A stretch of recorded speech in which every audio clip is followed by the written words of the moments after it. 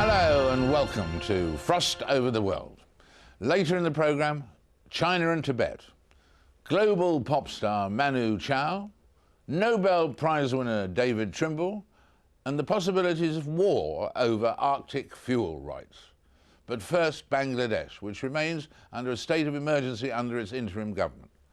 The job of the caretaker administration under what's called its chief advisor, which actually means the head of government, head of everything in fact, Fakhruddin Ahmed, is to bring about democratic elections by the end of the year.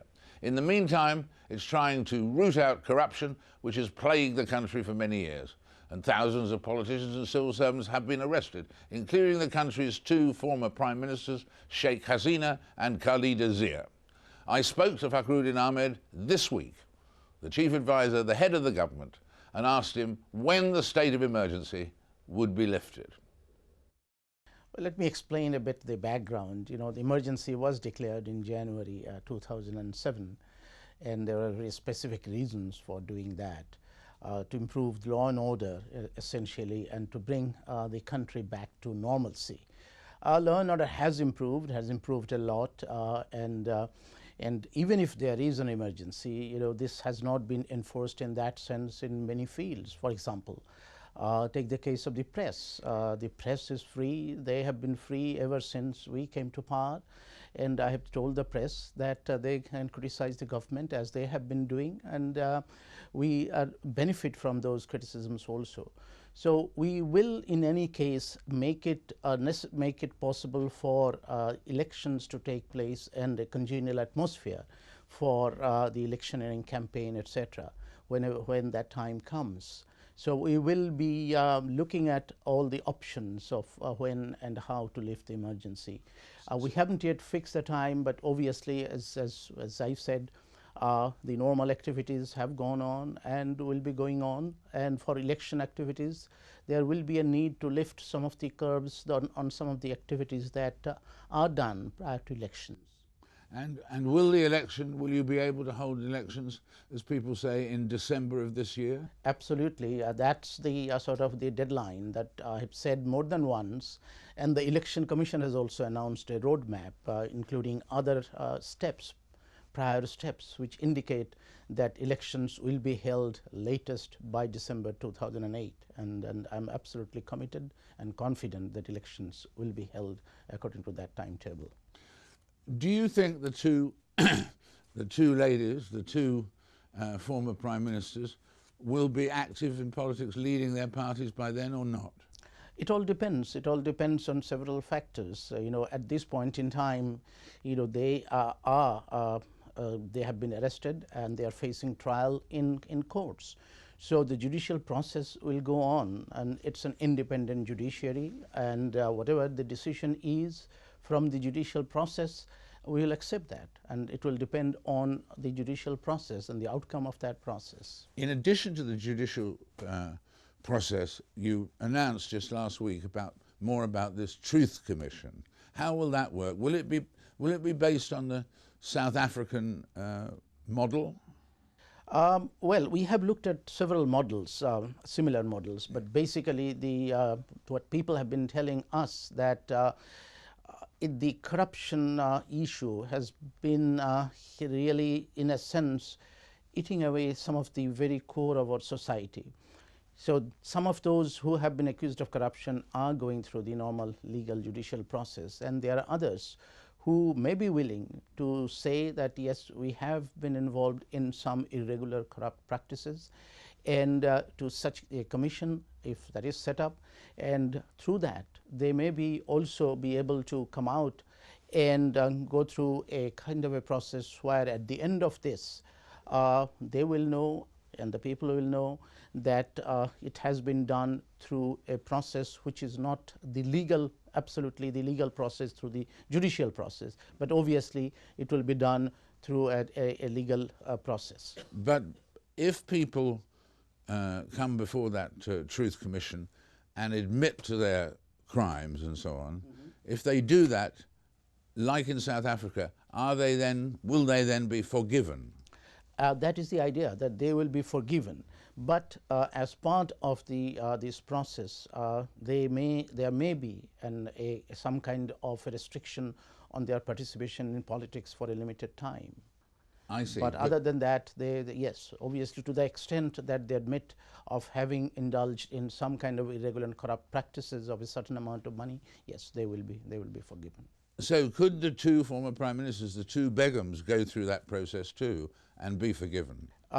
Actually, the way the thinking is going now is that if really somebody has been arraigned or charge sheeted and the judicial process has begun, then really that process should be gone through and will have to be gone through. And those will not be sort of eligible to really come before such a commission. I see. So the two, for that reason, the two Begums, as they call them, it's not just would not be eligible for forgiveness because they had already been arraigned. It's not just them, but anyone, as I said, who have crossed that sort of threshold, really then does not become eligible. That's the thinking now, but it's not yet finalized yet.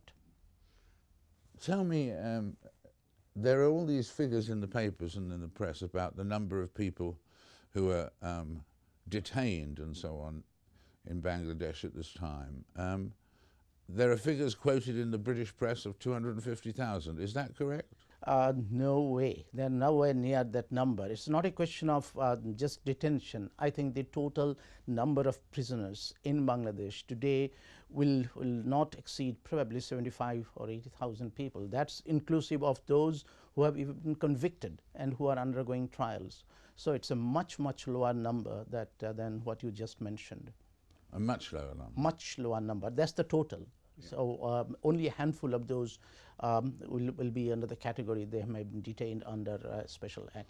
Yes, where it was, I couldn't work out from where are the two Begums in fact detained at this time or in house arrest? Or? No, they are not under house arrest. They are facing trial.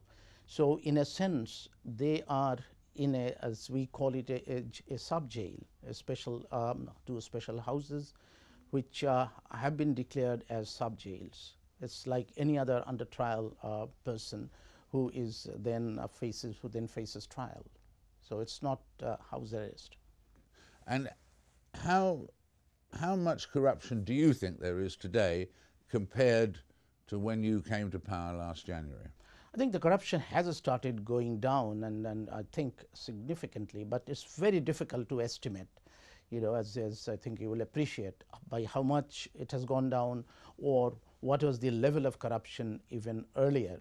But I think the general impression is that there is a positive impact on this particular issue because of the actions that the government has taken, not just the question of or the issue of bringing the people to trial, but again working on the laws, regulations, making them simpler, clearer, more transparent, and following a strategy for preventing corruption in future.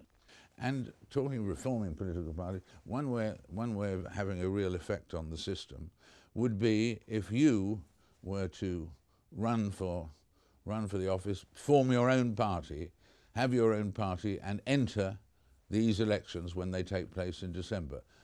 Would you consider that? Personally, no. I mean, I have said this more than once that I do not intend to float or a political party or have a political party really then going in for elections, because you see, it's a caretaker government that I am heading. So obviously the first task is to hold a free, fair, credible election, hand over power to the elected government. And obviously, and as I said, no, I'm not going to do that. I'm not interested. No. We can't tempt you. We can't tempt you here today well, to declare it's not a question of tempting me, but I've said this more than once very clearly that, look, this is not really what I'm interested in, that, you know, heading a political party or even, as you said, forming a political party and heading it. Quite different in that particular way. What would you do, what will you do after the election? You've said you're not going to run for office or have a political party. You've been right at the pinnacle of power in Bangladesh. What will you do after the election? Well, if you ask my personal view, I haven't yet thought through what I'm going to do, but obviously, I came back to Bangladesh and served Bangladesh in various capacities for the last several years. So whatever new capacity I may find in and out myself in, I'll be available to really provide assistance for the welfare of the people. Doesn't need for me a political office, but really that's not something which I'm sort of planning right now. Right now my target is to ensure that a free, fair, credible election is held, and to ensure that other institutional reforms which will sustain democracy and establish democracy on a sustained and sustainable basis are carried out and carried forward. Well, Head of Government, it's been a real joy to have this conversation, and on behalf of us all, thank you very much indeed. Thank you for this opportunity. After the break, we move from Bangladesh to Tibet. See you then.